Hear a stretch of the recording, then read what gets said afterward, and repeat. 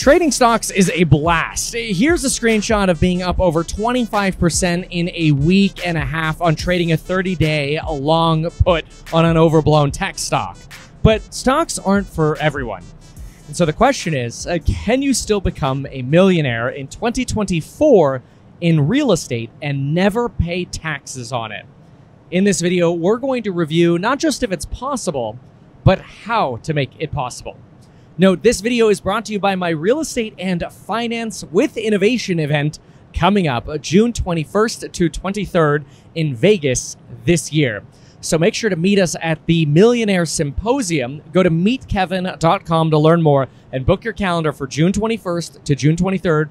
Ben Mala will be there, the $250 million man, and many others. Stay tuned for more speaker announcements. As more announcements come out, the price will be going up. Now, quick note, this video was posted a few days after I expected it was going to be posted, which means when you hear about Summer later in the video, Summer already had her surgery, which is really exciting. And I'm just happy to report that she is a happy little baby. She's, I don't know how to easily say this, but it's like the most exciting thing I could possibly say. She's going potty. This is really, really good. Her insides were detached, okay? So this is a really, really big moment for us in the family, so we're really, really happy, and I wanted to share that with all of you. So if you hear references to Summer and her surgery coming up, the good news, by the time we've hit post on this, thumbs up. So far, so good. Can you still become a multimillionaire in real estate in 2024?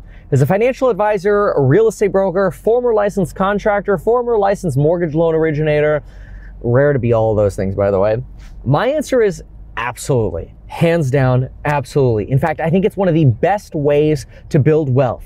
You got to get your money out of cash and into assets because your cash is going to become worthless to inflation.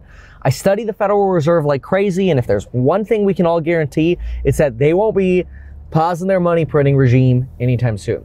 In fact, they purposely engineer inflation. So you have to get your wealth out of cash and into assets.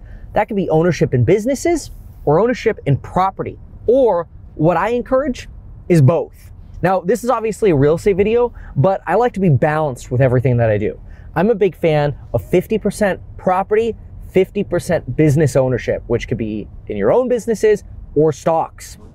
So the first thing that you want to do is check the local per capita income in the area that you want to invest in. So look zip code by zip code, per capita income. Usually what we find is per capita incomes that are most stable are going to be in excess of $30,000 per capita. That means per head. So when you're in excess of $30,000, a family of four would be somewhere around $120,000 of income. Above 30,000, you usually have more stability. So higher credit scores, higher incomes, easier to manage. And potentially, you're going to go for some more premium improvements on the property. That doesn't mean it's bad or you have instability if you go lower.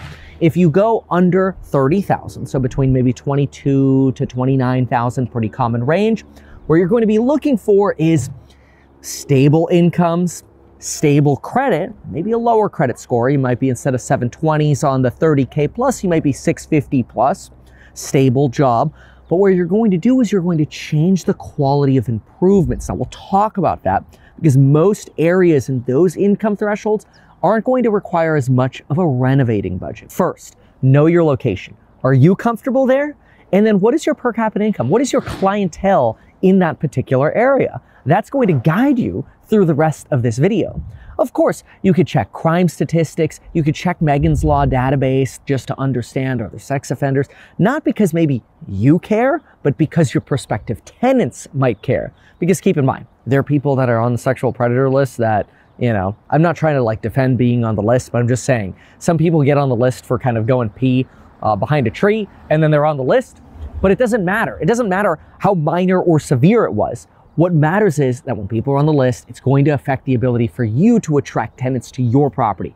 So check Megan's Law, check crime, but frankly, if you have to check the crime stats, it means you don't actually know if it's a good or bad area. And so generally, if you know the area, you can even skip this. Instead, use that per capita guide to help you for the rest of this video. Once you've picked that sort of the zip codes that you're interested in, the regions that you're interested in within 30 minutes, You need a car that can get you within 30 minutes. You got to be there. Why? City inspections, utility issues, tenant issues, property management issues, vacancy issues, dealing with repairs, making sure the neighborhood's not going to poop. You want to keep an eye on what's going on in the hood, so to speak. Best way to do that is by living there and seeing, is the area getting worse or is it getting better? Are people investing? Are people taking care of their landscaping? This person, we've got solar panels, nicely kempt yard. This person, solar panels, nicely kempt yard. That's great. They put in artificial turf over here. That's wonderful. New paint jobs, solar panels as well. Awesome. This is wonderful. Then we've got this house over here needs a little bit more love. Who knows? I don't really taking care of the landscaping, but we've got a mix over here. So we're like 50-50. The more of those higher quality renovations we're seeing, the better. I like seeing more renovations because it means people want to live in the neighborhood. If people are adding on to properties, it's also a really good sign because it means people want to stay there. If nobody's adding on to the homes, like that 2-story we saw, then it's a sign that people want to leave the neighborhood. Well, what does that mean? More turnover for your tenants. See, one of the things you have to think of is you have to think like a tenant when you want to be a landlord. Landlord, such a dirty word. But if you're a good landlord, it shouldn't be a dirty word. You're providing housing to people. See, this car looks like it's been here for a hot minute, but we've got an addition over there too, which is nice. Still got the Christmas lights. So I feel like it's like a plus and a minus. This one's a little better. Got some nice landscaping over here. Look at that brand spanking new roof. They painted the protrusions coming through the roof, new paint job, garage door looks new, nice wreath. Everything's well manicured. This one's well manicured too. See, I feel like I could conduct a Craigslist transaction here at 9 o'clock at night. And you want to ask yourself, are you comfortable with your mom, your boyfriend, your girlfriend conducting a Craigslist transaction where you want to rent at 9 o'clock at night? If the answer is no, you probably don't want to be a landlord there. It's going to be a lot harder for you to have tenants that want to stay because everybody's using your housing as transitory housing and they want to get in and get out because it sucks. Or if you have a high quality neighborhood, maybe you never have turnover. See, another thing to consider is you have a lot of choice.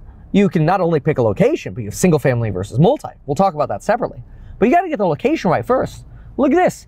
Souped up Tesla over here, brick on the side, added on. This whole section of the front is added on. I actually think it has a separate entrance. Those are custom colored dual pane vinyl retrofit windows. I can see that from here. Those lights that they put next to the garage door and that custom garage door, that's nice. That's a nice garage door. They probably spent $1,500 just on the garage door, not including the opener. Those lights are custom. That's pretty nice. All of them. One of the light bulbs is out. They added the solar panels as well. Driveway is a new pour. They added the ADA handy. So that they made a mother-in-law suite there, maybe for, their mother-in-law or whatever. Very nice job. See, that's the kind of stuff I want to see. I feel comfortable doing a Craigslist transaction there. And you know what kind of house I want to buy? The house right across the street from it. Look at this one. So what do we got here? Original garage door. See that? Look at that. Original driveway. See all the staining and how it's not patterned? It's the older kind of style concrete. It's ancient. It's 50-year-old concrete. See the weeds coming out of the gutter? Come on. Nobody's been maintaining this. Look at the windows. Original windows. The original windows. In fact, if you look at Megan in the latest photoshopped a photo of them or whatever, one of the people who is sort of going viral circling things that were wrong in the photo, they circled the window because they're like, oh, the lines of the window aren't straight. Now, don't get me wrong. I think the photo was photoshopped, but one thing I didn't think was photoshopped were the windows. Because look at those windows again. Look at how funky and wavy that is. That's because of years of paint jobs and, quite frankly, just age. So roof is old here, doors are old, windows are old, landscaping's tattered.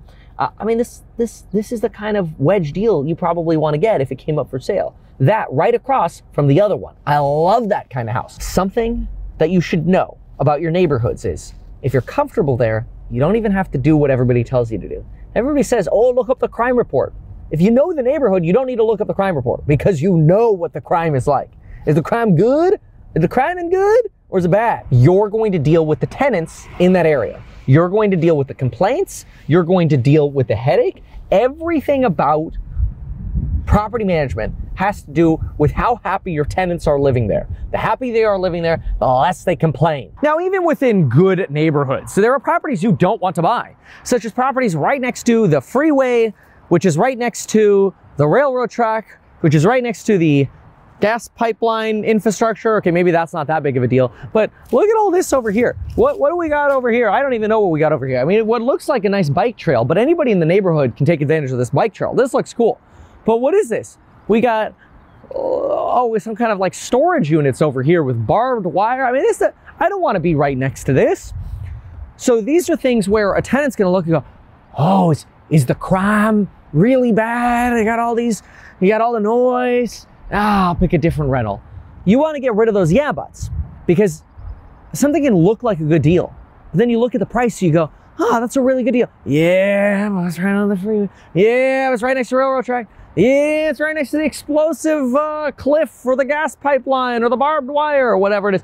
And the graffiti, and sometimes even you get this idea of, oh, but it's a nice trail in the background. Well, you know who likes being in the trails in the background, especially in California? Yeah, crime. A lot of different things to evaluate. You know, it doesn't surprise me at all that the property next to the railroad track, the storage area, the barbed wire, the walking trail, and the highway has this going on. Old van, old electrical panel, single car garage, no real driveway, 2 cars in the whatever you would call this thing, a dead roof, flowers coming out of the gutters. You've got multiple cats living under the front of this car. It actually looks like they're like 4 or 5 cats I see under that car. And they're actually little feed trays. So they're feeding, yeah, I see 5 cats in this shot. They're feeding the cats under their car. We've got the thrown in tire, park bench, couple wheelbarrows, trash. I see ladders thrown in the backyard, weird shed that looks rotten. It's not a surprise that this quality of living is what's attracted to being okay living next to this. Unfortunately, it's probably because they had to, because of an affordability issue. And this is one of the things where stay away from yeah buts. That's all I like to say, because the people who are okay with yeah buts might not necessarily take care of your property the way you would expect them to. So if you want to be the yeah but landlord, that's fine. Just understand, you're going to have to price lower, much lower, and then not only are you going to have to price lower, but then the people you will attract to that unit will potentially require more maintenance or intervention. Now, it's very important to remember that the quality of your property will determine the quality of your management. It starts with the property. Nobody thinks of it that way. I've been doing this for over 14 years now, and I want you to know that I love what I do, but it's also been very successful for me. I became a multimillionaire in real estate before I ever started YouTube. Now keep in mind, that means I, myself with my wife, bought 27 different properties, each of them a wedge deal that increased our net worth by over $100,000, many of them $200,000 to $300,000. When you multiply that by 27 properties, you can see we made a pretty penny investing in real estate. And I think the same thing can still be done going forward. That's why I created a real estate startup doing exactly what I preach, not somebody telling you how to do something and then I never do it.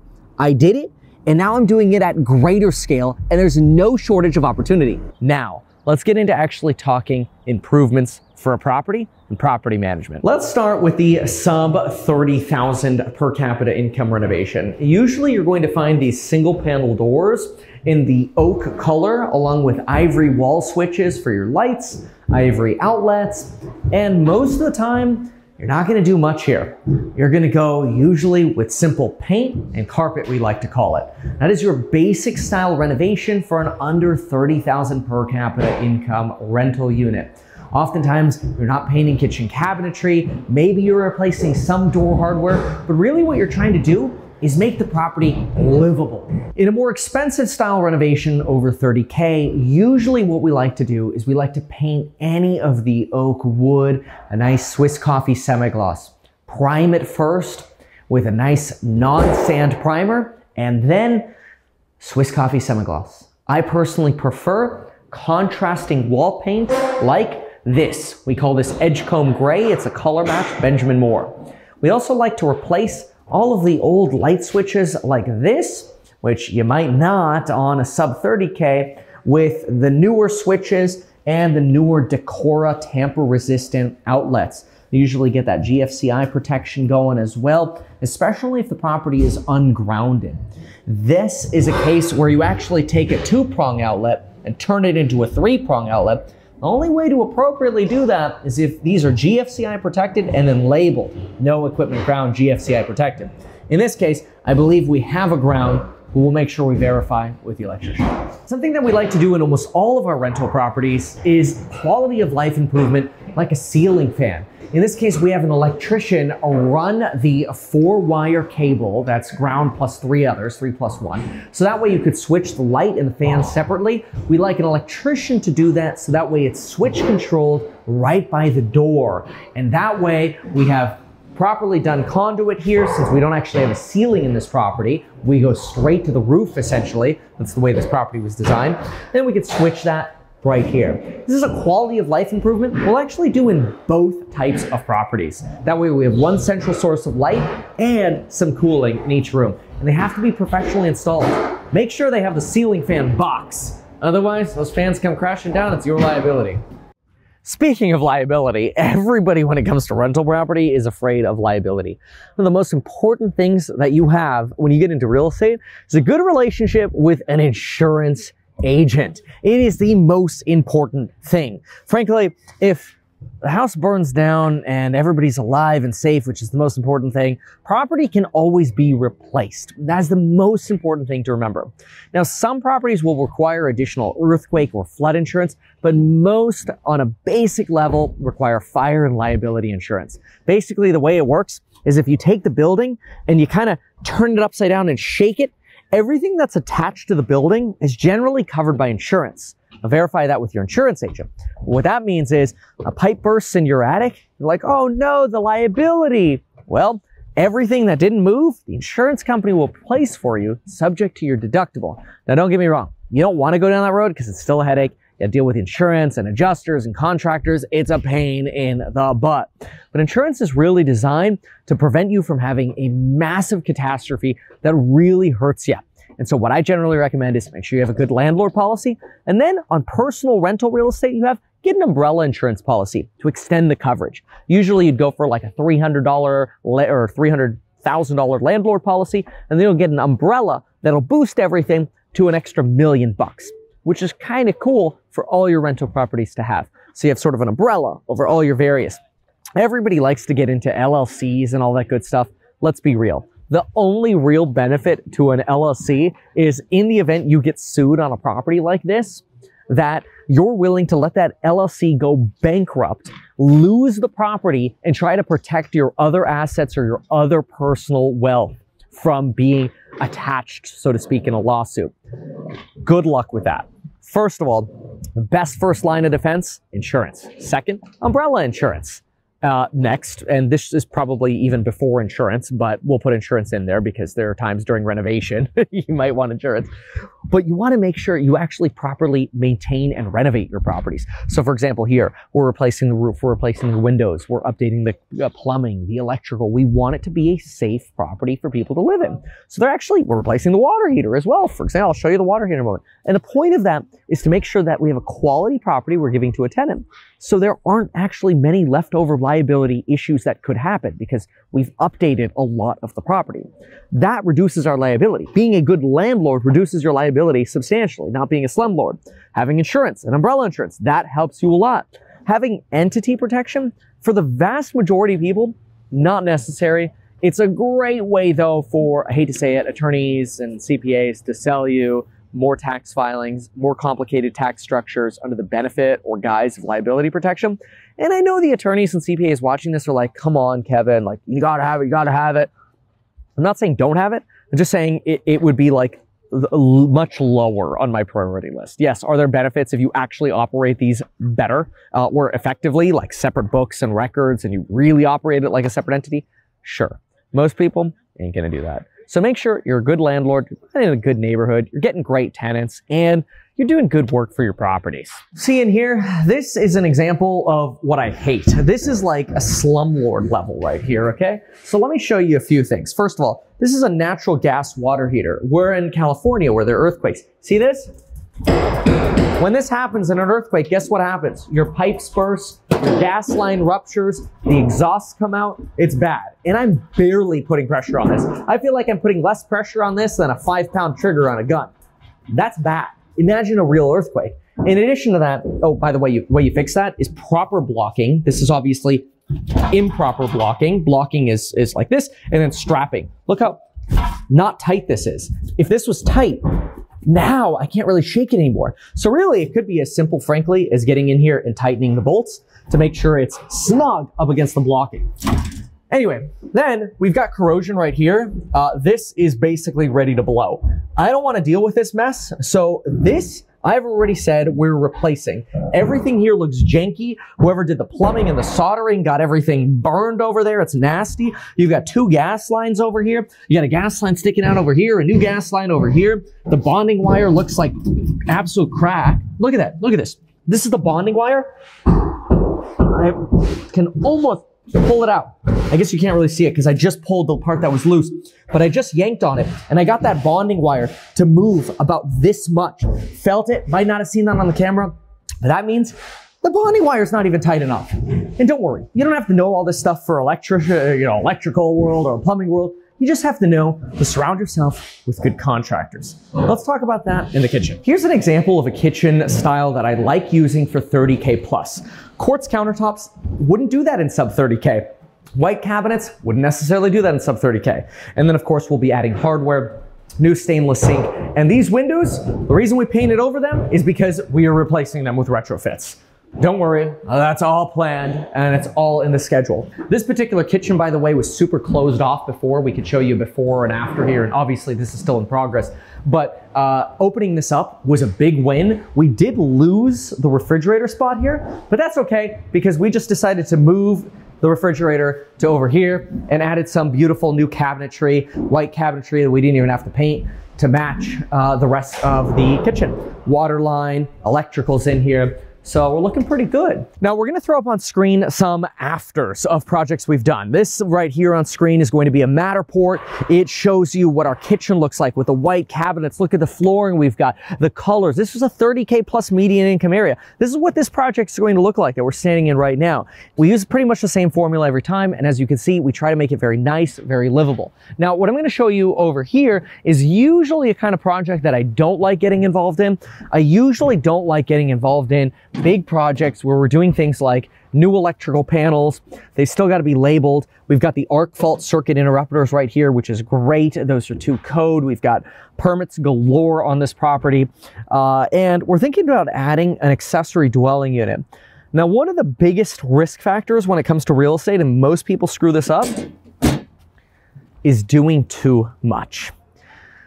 The problem with real estate is it is so easy, especially on older real estate, to overspend. The best way to save money is to say no to certain projects.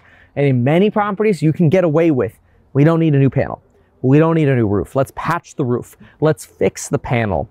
Let's fix the AC versus replacing. This one was just so bad, we had to do it all. And that's okay. We can do that. But you have to surround yourself with a network of contractors that are going to help you out. So how do you do that? Well, you start, you pick up the phone, you call 5 different electricians, you get quotes, and every single one of those electricians, you ask them, hey, got a good drywall guy? Every electrician knows a good drywall guy because who's gonna patch up the house after the electrician does their work? This is how you get vendors, and you start becoming known in your neighborhood as somebody who hires people, pays a decent price, but you don't grind them down to zero. It is better to do less work and pay fairly than to pay unreasonably low and request more work. That's dangerous, bad for your long-term reputation. People want to work for you, or they'll cut corners on your house somewhere else. That's bad. So you got to be careful with that. And there's a balance. You don't want to get overcharged either. There have been plenty of times where we had this joke in the office the other day, which I loved, but we had a new contractor come in with this $18,000 proposal for a forced air unit, AC, and ducting, and wanted to do all this work. Listed it all out. I looked at the proposal and said, this is maybe a $10,000 job, but I don't even want to pay that because I feel like we're getting ripped off here. This is absolutely ridiculous for what the size of the house is. And so I told the team, here's what we're going to do. We're going to get on the phone with them. We're going to call them up and we're going to say, hey, we have a budget for this project of 10K. That's all we got. We got 10K on this project, and while we appreciate your bid, we're gonna have to call other vendors. So what happens? After we hung up the phone, said to the team, within 24 hours, we'll hear back. Well, it was just 24 minutes later, and we got a revised quote of under $10,000 for the entire project. Now, that is not necessarily a sign of, oh my gosh, this is like amazing negotiating. It's a sign of being aware of when you're getting ripped off versus not. See, if they came in with a quote at $10,500, hey, okay, well that sounds reasonable. That's the market price for this project. How do you know what the market price of a project is? You have to talk to a lot of people. If you go to a general contractor, you're gonna get sold a lot more than if you go to specific vendors. Every specific vendor, though, is also going to try to upsell you. Oh, you need to replace the ducts because they have the asbestos. Oh, you need a new panel. You always need a new panel. Every electrician is going to sell you a new panel. Every roofer is going to sell you a new roof. Every plumber is going to sell you a new water heater. Every HVAC person is going to sell you new ducting. And so many times, these systems are totally fine. And we need to tell contractors, hey, we're on a shoestring budget here. This is a rental property. What do we need to do to make this a reasonably safe property so we can get a tenant to move in and we don't get a lot of complaints? Because we're calling you for service calls because we want to build a relationship with you. They want projects, not service calls. So they want to get you into the next rental property where we can get to doing more projects. That's the relationship you want to build. Now, that vendor now knows, hey, we're not going to roll on high prices. So you either play ball with us at market prices, but don't try to rip us off. That's hard. Becoming an expert in those valuations is hard. Becoming an expert in knowing, are you actually getting a good deal, is also hard. And you're not always going to get a great deal. But your goal is to continuously hit singles and doubles over and over and over again. And most importantly, get started. Let's get to the next section. I'm gonna give you a very quick formula. If you spend $500,000 on a house, say $450,000 plus 50 in fix up, you're usually trying to aim at a $100,000 wedge. So you want it to be worth 600 when you're done. You spend $1 million on a property all in, you want it to be worth about 1.2. That's usually the goal. Problem is, the higher you go in price, usually the lower rental cap or yield you're going to get. Cap rate is your yield on real estate. Usually, and this is another rule of thumb, most real estate is going to average between a 3.5% to a 5% cap rate. Now, that would be taking your gross income, subtracting a percentage for taxes, insurance, maintenance, management, utilities, reserves, and then what's left is your net rental income. Divide that into the price, boom, you got your cap rate. Now keep in mind, different states have different cap rates, and different states have different expenses. So if you look at Texas, you might be using a 50% expense ratio because you've got high property taxes. California, you might be closer to a 65% expense ratio. So see what's normal in your area, and then you can actually appropriately evaluate what the cap rates are in the area. Usually what you'll find is the higher cap rates will be associated with higher rates of poverty. Lower cap rates will be associated with coastal towns, high quality properties, high quality locations that are always going to be supported by jobs. And that's the next piece we get to talk about. People always ask me, why is real estate priced different in different areas? What is the one driving factor? And the answer is always the same. Jobs. Oftentimes you'll see small towns that have one jobs provider and you get this 10% cap rate. Oh my gosh, 10%. What happens when that one jobs provider, that one school closes down, that one factory closes down? What happens to the town? It turns into a ghost town. So the market does a really good job at telling you if the cap rate is too good to be true, there's probably an external reason for that. We were looking at a 14 cap rate in Kansas a few weeks ago. Right next to a hospital, medical center. We're like, this is great. Doctors, you name it. Well, why was it a 14 cap? So it turned out that hospital had actually closed down and been converted into a mental institution, which, look, there are people who definitely need mental health, and there are plenty of those in California, so we need those sort of support services.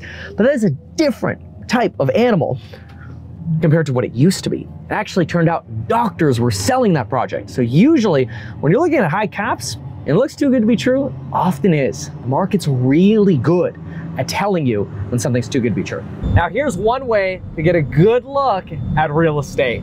Fly over it. Now, one of the biggest mistakes people make when it comes to real estate is over improving. See, a rule of thumb I like to do is if you're gonna spend 25K of work, you probably wanna make at least 50. If you're gonna spend 50 in work, you wanna make at least 100. You get that kind of theme here? The worst thing people do, over improve. They improve too much.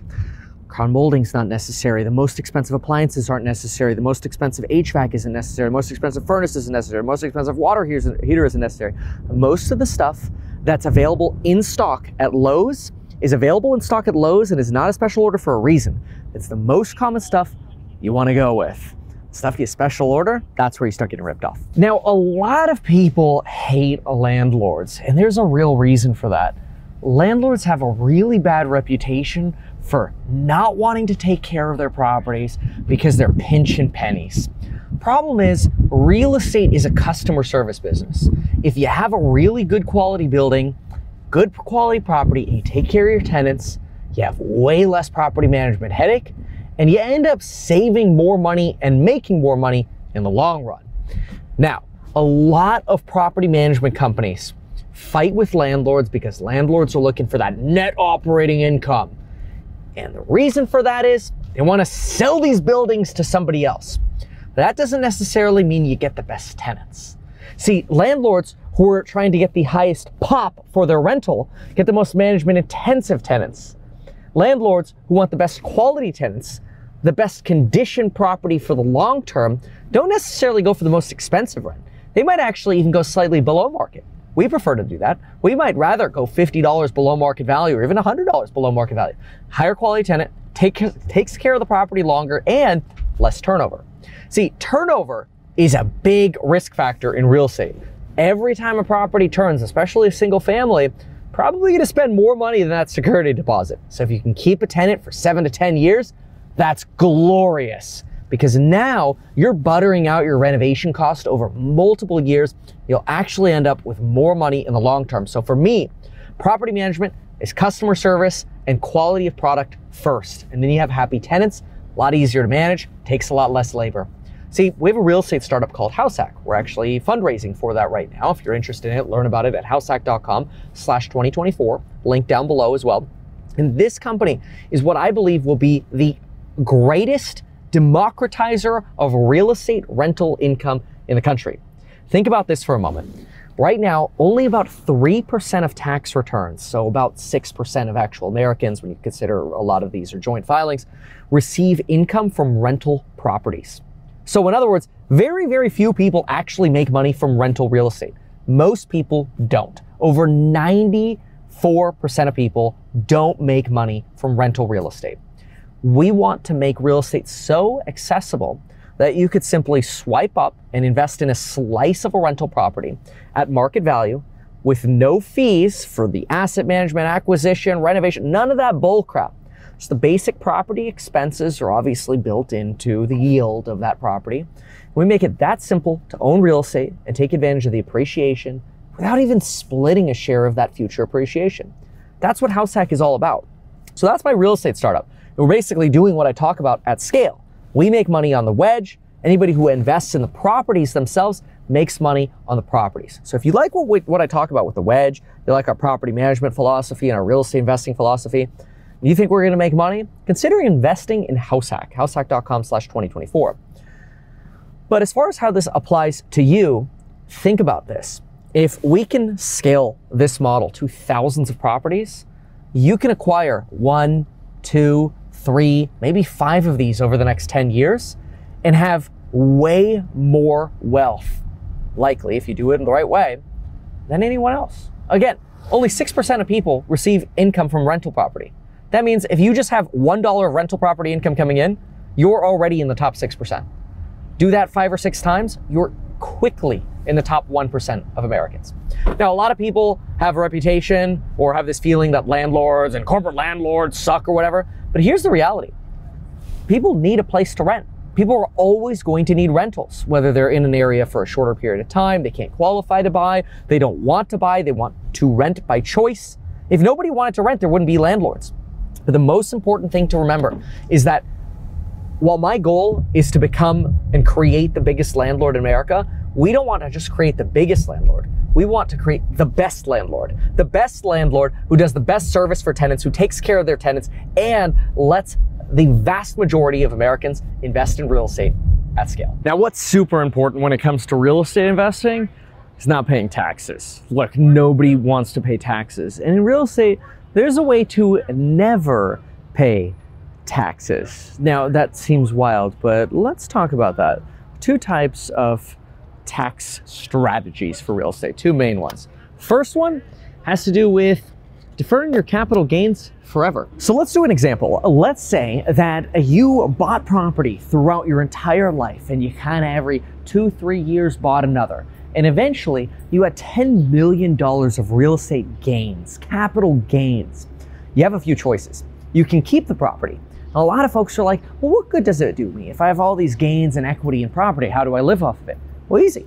If you want to, you can take a credit line or refinance your real estate, or your tenants are paying your debt, and that's not a taxable event. You don't pay taxes when you take a loan against property. It's not taxable, which is great because you can functionally use your equity with tenants paying your loans for you without actually having to pay taxes, which is fantastic. Now, of course, always talk to a CPA about this, but what you could also do is take that $10 million portfolio and sell it and be done with real estate. But the problem is, if you do that, you probably have to pay taxes, maybe somewhere between 15 or likely 30% because of state taxes and long-term capital gains taxes, plus how much you're realizing in gains. Well, that means you're left with 7 at the end of the day. So you just paid $3 million in taxes. What's a way to avoid that? Well, there are 2 ways you could permanently avoid that. One is, unfortunately, you get hit by a bus and your family inherits those properties at a stepped up basis, which means they don't have to pay taxes. So if you sell on March 31st, you pay $3 million in taxes. Or you don't sell, you get hit by a bus on April 1st, your family sells on April 2nd, no taxes. Kind of incredible. Now, obviously verify all those strategies with a CPA. Over a certain amount, obviously you're gonna start hitting estate tax issues. But here's something else to consider. There's something known as a Delaware statutory trust.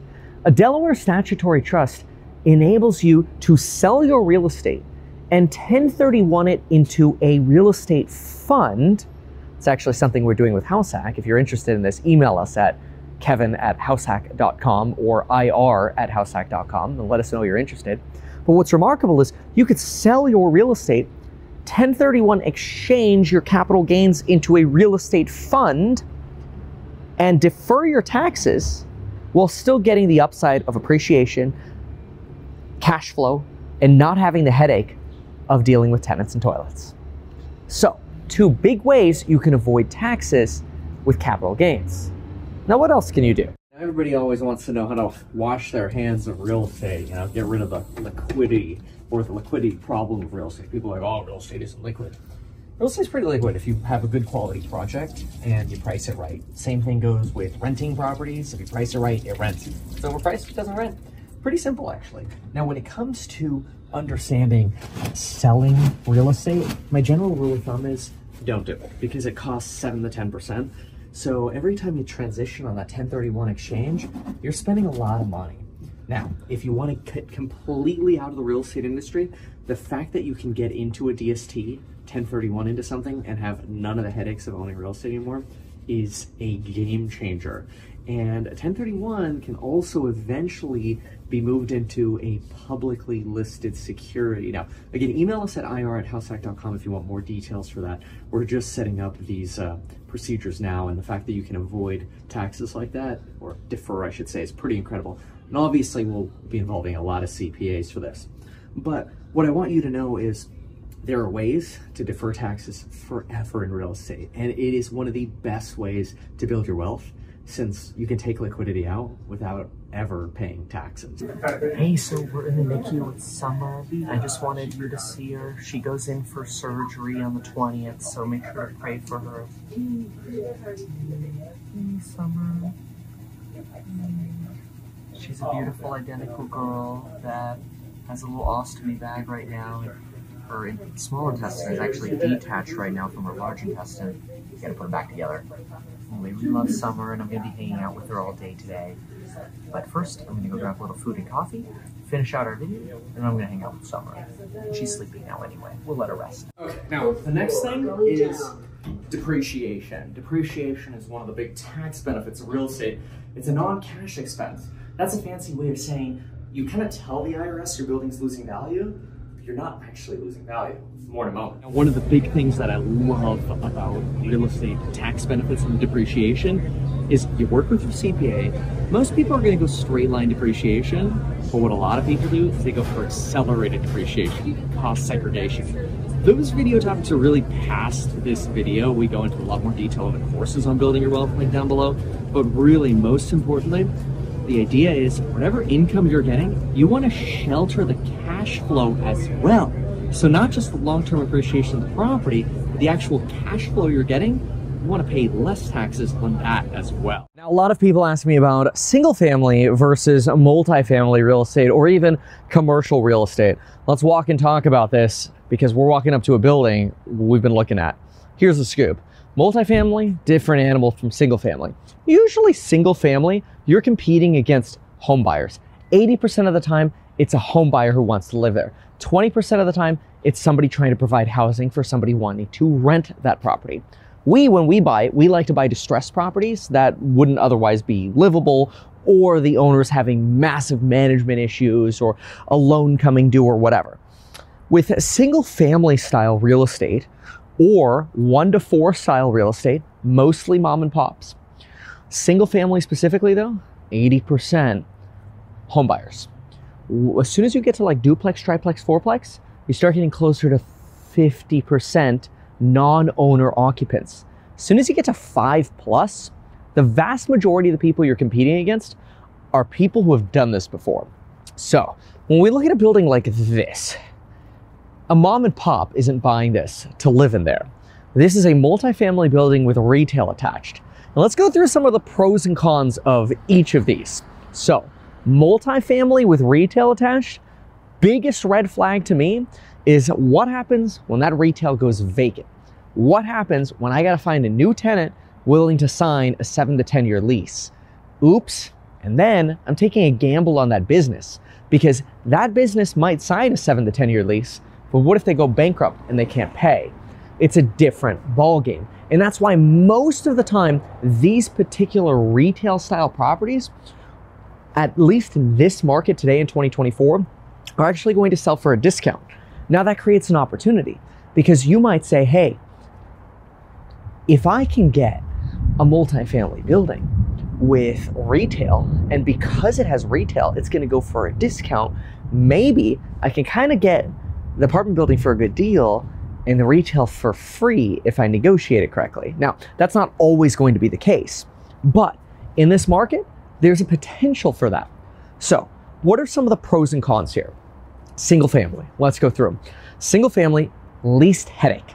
Once you renovate a single family property, lowest property management headache you could possibly ask for. These are easy properties to manage. One person could probably manage 200 to 300 single family units alone. Now, go to an apartment building and one person might struggle to manage 100 units. And these are units that might have 1/3 to 1/2 the rent. Why? Well, because you have shared walls. Anytime you have shared walls, which is true of duplexes, triplexes, and fourplexes generally as well, you have noise complaints, pet issues, people making noise in the middle of the night, people moving furniture, people scraping the walls, people smoking and doing stuff they shouldn't be doing, people parking in other people's places. It's a headache. It's like you're playing a mom to tenants. It's a lot of work. So the management intensity of multifamily is really high relative to single family, though it doesn't compare to the management intensity of room rentals, which would be the highest. Room rentals, highest management intensity. That's like the drama of roommates in college dorms. Very challenging. High management intensity. But you get rewarded with a higher cash flow, but it's a job. That's kind of up there with short-term rentals, right? High management intensity. Property managers, for this will usually charge 30 to 40% because it's high intensity. Multifamily buildings usually have an on-site manager. That on-site manager is going to take a salary, and so your management expenses are probably somewhere around 12 to 14% once you incorporate that on-site rent discount or salary. Single family management might be closer to 6%. See the differences? Now, retail management, when you have a tenant on a triple net lease, where basically they're covering their share of things like property taxes or otherwise and maintenance, there's almost no maintenance. There's almost nothing you have to do. But the risk that comes with retail is what do you do, rather, when it's vacant? So, what's my favorite? And how do you get deals on these different properties? All right, here's the straight scoop. You got to write this one down. This is really important. How do you get a deal on a single family? There's only one way. Condition. Mom and pop don't want stinky carpet, ugly paint, nasty kitchens, nasty bathrooms, nasty landscaping. It's very simple. If there's mold, if there's a leak, we can solve those problems. Everything in real estate is solvable with some dollars. Now, you might think, oh, come on, Kevin, everything's solvable with dollars. Wrong. Just came from a hospital because I've got a daughter going in for surgery. It doesn't matter how much freaking money you have, you're going to survive or they're not. Doesn't matter. So, that's intense. Real estate, way less intense in my opinion, because it's all solvable. Either the insurance is going to help you and bail you out, or it's going to cost some dollars. And even at the end of the day, you still get your life, even if things go bad. But we don't want to go down that direction. So, single family is all condition based. We got to get a condition wedge, we call it. It needs to be a fixer-upper. Got to have something we can fix up. TLC, I want to put $1 in and get $2 worth of value. That's the goal. Paint, carpet, kitchens, bathrooms. Basics. Don't over-improve. The more structural things you do, foundations, roofs, yes, we did a roof earlier today, you're really only getting $1 to maybe 80 cents back per dollar you're spending, but sometimes it's necessary. Okay, single family. What about multifamily? Multifamily like this. How am I going to get a deal on something like this? Well, the only way I can get a deal on something like this, frankly, there's only one way. It's if somebody's got a lot of debt coming due, or the building's being mismanaged. Let's say half of these units are vacant and they can't get them filled. They don't have the time. They don't have the patience. They got a loan coming due. They got to move on to the next project. They just built the project. They got to move on. Well, what do you do then? Hey, cash, we can close in 5 days. Take our number. That's an opportunity to get a multifamily deal. Now, can you get a multifamily deal like a 2 to 3 to 4 unit deal in househack, traditional househack, where you're renting out the other units? Yes. But keep in mind, you're competing against more sophisticated investors, so the odds of you getting a wedge are generally smaller. So yes, some of your payment can get covered, which is nice. You're usually, not always, having a harder time getting a really good deal on multifamily unless you could really come in guns blazing with cash. It's harder because you're competing against more sophisticated investors, so that fix-up isn't going to get you far there. You got to get a mismanaged building with low rents that you can raise, or some other factor, like a developer loan coming due. Great place to go. Retail? Get a vacant retail unit? Man, you better know what you're doing to get that thing filled. So oftentimes vacant retail is a risk I generally don't recommend people starting out touch. So that's a little bit of a difference between singles and multi. Now people say, oh, but Kevin, you know, if I have a 4-unit building versus one house and one tenant leaves in the house, one tenant leaves in the multi, oh, I'm only 25% vacant on the multi, I'm 100% vacant on single family. It's such bullshit. The reality is the single family house is probably worth a lot more. It's probably worth 2 or 3 of the units of the multi anyway. So you get a couple houses versus a 4-unit. I'd rather have 2 houses than a 4-unit. Why? Management intensity 0 versus high management intensity. No shared walls. Big difference. Now, I also have less turnover on the single family, so the odds are I'm going to have less vacancy. And it's easier to rent them faster in single. So when a tenant gives me notice, what do? I start advertising it for rent so I can get it rented right away and minimize my vacancy factor. It's very important. It's also easier to have people with pets, which is very desirable in America. People love their dogs. People love, you know, we got a golden doodle. My father has a golden doodle. It's beautiful. We love it. It's a family member. Houses are conducive to that. Multifamily, come on, man, you're bothering everyone else. So there are pros and cons. I'm not pooping on multi versus single. We own both. I manage both. I know what it's like. But I want you to be really aware that there are pros and cons of each. I think the best way you get a condition wedge, single family. If you can get a rent wedge or a developer default wedge, that's multifamily. but don't go for a condition wedge on multifamily unless you're also getting a really good deal on top of that. That'd be the only way I want to fix it up. All right, let's get to the next topic. Now, something else you got to know is, especially when you're looking at these larger multifamilies, you better be picking good areas, or at least know what you're getting into, because let's just say not too many minutes or less from where we just checked out some real estate, we also looked at a deal. It was technically 5 units. So we were looking at 4-plex, so 1 building with 4 units, and then a single family. It was sort of a package deal that they were selling. We're looking at going, the numbers on this seem pretty good. Wonder what's going on. So we go there, and we've got footage of this. Go through the vacant unit that they have in the 4-plex. Looks pretty good. But what do you have? Oh, right next door, the single family house. Smashed in window in the back. You got a magician in the back alley doing crazy things, shooting lightning bolts through the glass. Place smells like mold. It was a disaster. And you kind of look around and go, there's some interesting locks you got. And not only that, does this look like some crowbar damage? So now steps. We should talk steps on actually getting into real estate. Most important things. Let's just make it simple. Income. You gotta have income. A lot of people hate the W-2 job. They're working for an hourly rate or salary, but it's the best way to buy real estate because it makes it so easy to qualify. You have your own business? Hardest way to qualify. Want to be able to qualify for a loan. Got to get that credit score, ideally above a 740. That's going to be your max best pricing. Some credit unions will let you go to about 760, although their lending has tightened a lot with the whole small bank crisis we've been through. So usually you're looking 740 plus. So stable income, credit, and ideally limited debt. Every single dollar of debt that you have is unfortunately going to reduce your buying power for a home by about $2.34 per month. So think about that. If you've got $10 of debt, you can make $23.40 less of housing payments. That's how they're going to qualify you. So obviously you can extrapolate that however you'd like. Now, as far as actually starting, should you start with hiring a real estate agent or should you become a real estate agent? Usually what I recommend is work with an agent. Work with an agent and a great property manager just to get your feet wet. You can always become an agent in the future, in the long term. I know that's an ambition most investors have. You could always pull it off in the long run, but start with an expert. Somebody's gonna teach you how to do the forms, the local practices. Do we include refrigerators? Do we not? What about washer and dryers? What's normal in the area? What's not?